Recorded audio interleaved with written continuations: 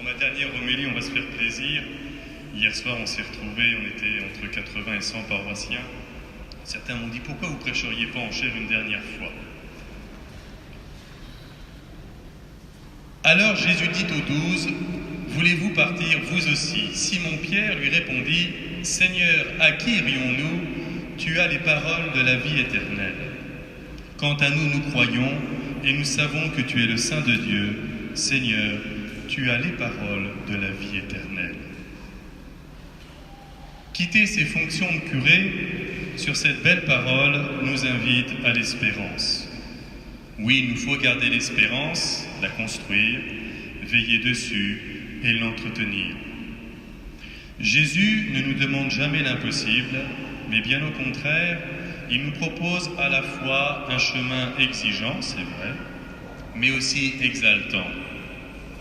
Il nous invite à le suivre en nous dépassant et en vivant de lui pour mieux se donner à nous.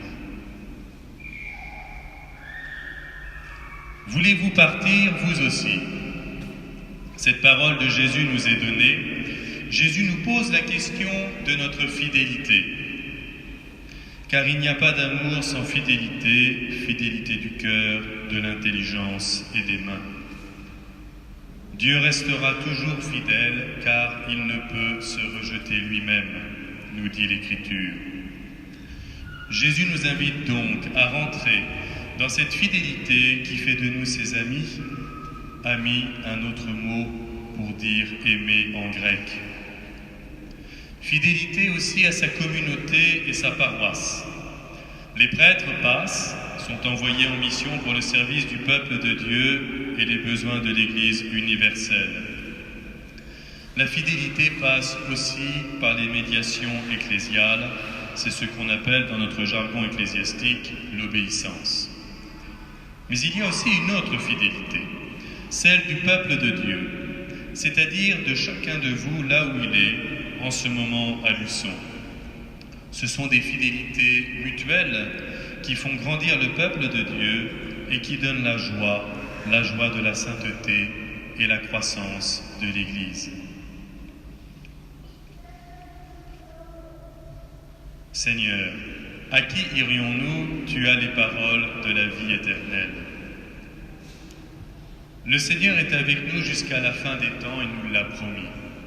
Cette promesse est importante et vitale, et nous pouvons compter sur lui.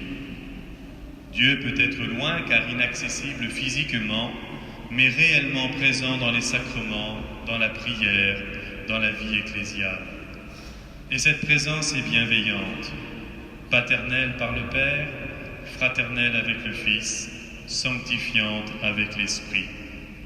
La Sainte Trinité veille sur nous et nous donne de marcher avec elle.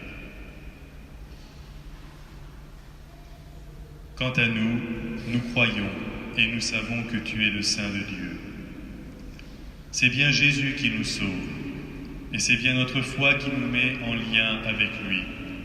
La foi et la charité sont donc les deux ailes de notre âme qui nous font monter vers le paradis. Les saints ont façonné notre pays, ils ont changé aussi le visage de l'Église. Alors encore aujourd'hui, le Seigneur fait lever des hommes, des femmes, des enfants même, qui ont la passion et la fougue de l'Évangile. Puissions-nous être, nous aussi, et pour le monde, ces saints que le Seigneur demande. En ce dernier dimanche d'août, regardons notre vie et à l'aube d'une nouvelle année pastorale, prenons la bonne résolution de devenir des saints pour vivre déjà sur terre de l'éternité de Dieu, dans la foi, l'espérance et la charité. Belle et sainte vie à vous tous. Si je peux vous donner un conseil en partant, devenez des saints et notre belle ville de Luçon en sera transfigurée. Amen.